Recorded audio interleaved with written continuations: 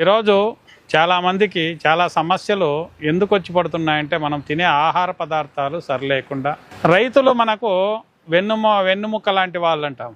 ఆ రైతే ఒక దేవుడిలాగా మనం చూస్తుంటాం. ఎందుకంటే రైతు పండితేనే మనం భోజనం చేయగలం. అలాంటి ఒక రైతు ఈరోజు అన్నం పెట్టి పాలించేవాడు, సాకే లాంటి వాడు, ఒక రైతు అనేవాడు ఏమయ్యాడంటే తన ఆదాయం కోసం చాలా వరకు కెమికల్స్ని స్ప్రెడ్ చేసి, మందులు కొట్టి, నానా రకాలుగా పంటలు పండి, నానా రకాలుగా మందులు కొట్టి ఒక విష పదార్థాలను జనాలకు తినిపించేదానికి ట్రై చేస్తున్నాడు. ఎందుకు? ఆదాయం కోసం. అతనికి ఆదాయం వస్తే చాలు, వేరేం అవసరం లేదు. ఈ వచ్చే ఆదాయం మీరు ఎక్కడికి పెడతారు? రోగం వస్తే హాస్పిటల్కి పెడతారు. ఆ రోగం తెప్పించుకునేది అలా, జనాలకి రోగాలు తెప్పించేది అలా.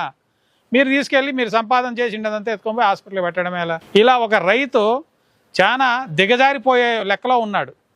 ఇలాంటి దిగజారిపోయే వ్యవస్థను మనం సరి చేసుకోవాలంటే పరిపూర్ణంగా మనము పూర్వకాలంలో ఏ పద్ధతుల్లో మనం పంటలు పండుతున్నామో దానికోసం ప్రయత్నం చేయడం చాలా మంచిది. మీరు చెడిపోయేదే కాకుండా వేరే వాళ్ళని చెడి చేస్తున్నారు. ఇలాంటి సమస్యలు చాలామందిలో ఉన్నాయి. ఈరోజు నేను చెప్పబోయేది ఏమిటంటే మూర్ఛ అంటే పిడ్స్ అంటారు.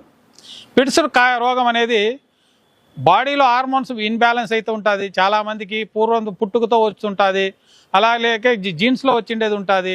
ఇంకొంతమందికి ఏమవుతుందంటే పిల్లల్లో చోటు చేసుకుంటూ ఉంటుంది. ఎందుకంటే ఎక్కువ ప్రెజర్ అవుతుంది మైండ్కి. చదువులో కావచ్చు, ఆటల్లో కావచ్చు, పోటీల్లో కావచ్చు, దేంట్లో అయినా కానీ ఎక్కువ ప్రెజర్ అయినప్పుడు 9, 7, 9, 10th 8లో 8 ఎంత కొన్ని ఉంటుంది. ఈ ఒక్క లెవెల్కి వచ్చే కొందరికి ఏమవుతుందంటే స్కూల్లో ప్రెజర్ పెడుతుంటారు పిల్లల మీద. బాగా చదువుకోవాలి, ఫస్ట్ క్లాస్ రావాలి, ఇంట్లోనూ అదే ఉంటుంది, స్కూళ్ళలోనూ అదే ఉంటుంది. ఆ ప్రెజర్ ఎక్కువయ్యి వాళ్ళకి ఏమవుతుందంటే మైండ్ డిస్టర్బ్ అయ్యి పిడ్స్ అనేది వస్తుంటుంది. ఇలాంటి సమస్యలతో చాలామంది బాధపడుతున్నారు.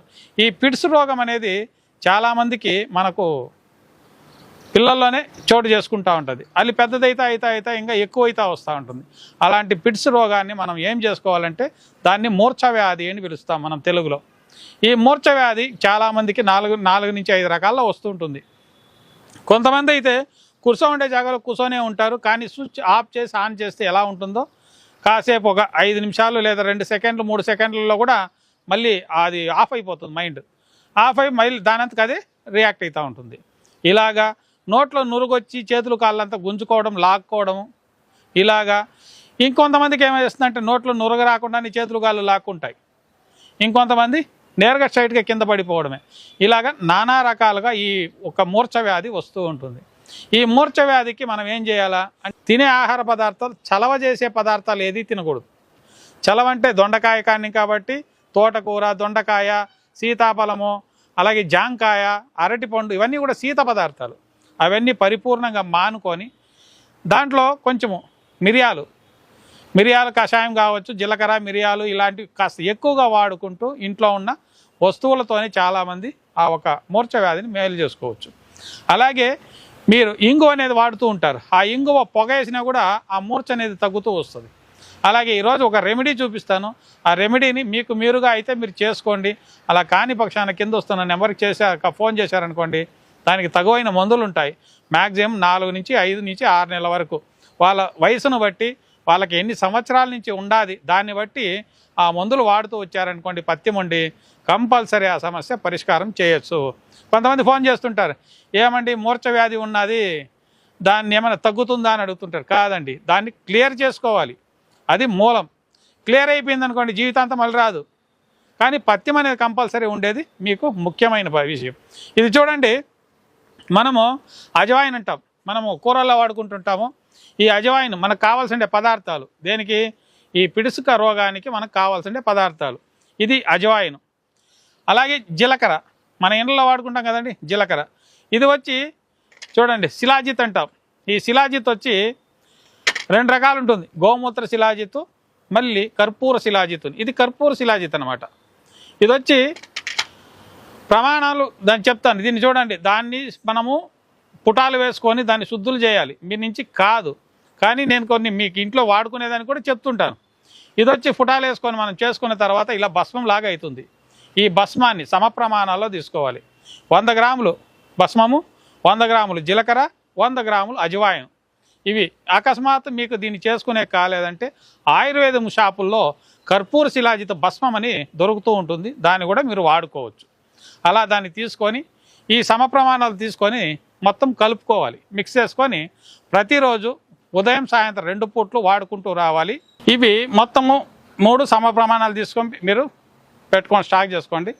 ఇప్పుడు మనకు ఏం చేయాలంటే జీలకర్ర మరియు అజవాయిన్ ఇవి 2 కొద్దిగా ఒక్కొక్క అర చెంచా అంతా వేసి కషాయం లాగా చేసుకోండి.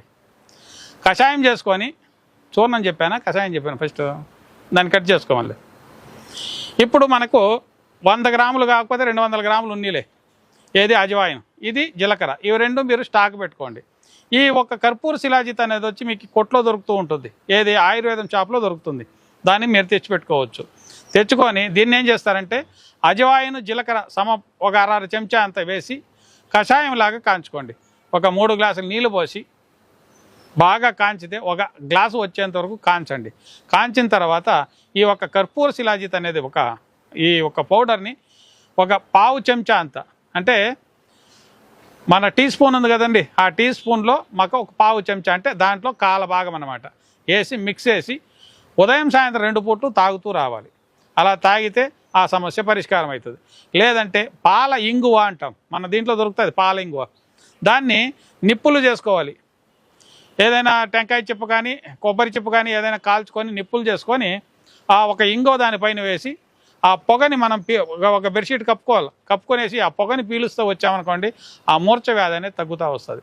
అలా కాదండి మాకు చాలా సంవత్సరాల నుంచి ఉన్నది, ఈ ఒక రెమెడీ మాకు చేసుకునేదానికి కాదు, అలాంటి వాళ్ళు ఎవరైనా ఉంటే కింద వస్తున్న నెంబర్కి ఫోన్ చేశారంటే దానికి తగువైన మందులు ఉంటాయి, పంపిస్తాను, వాడుకొని ఆ సమస్య నుంచి పరిష్కారం చేసుకోవచ్చని తెలియజేస్తూ ఈ ఒక వీడియో ముగిస్తున్నాను. నమస్కారం.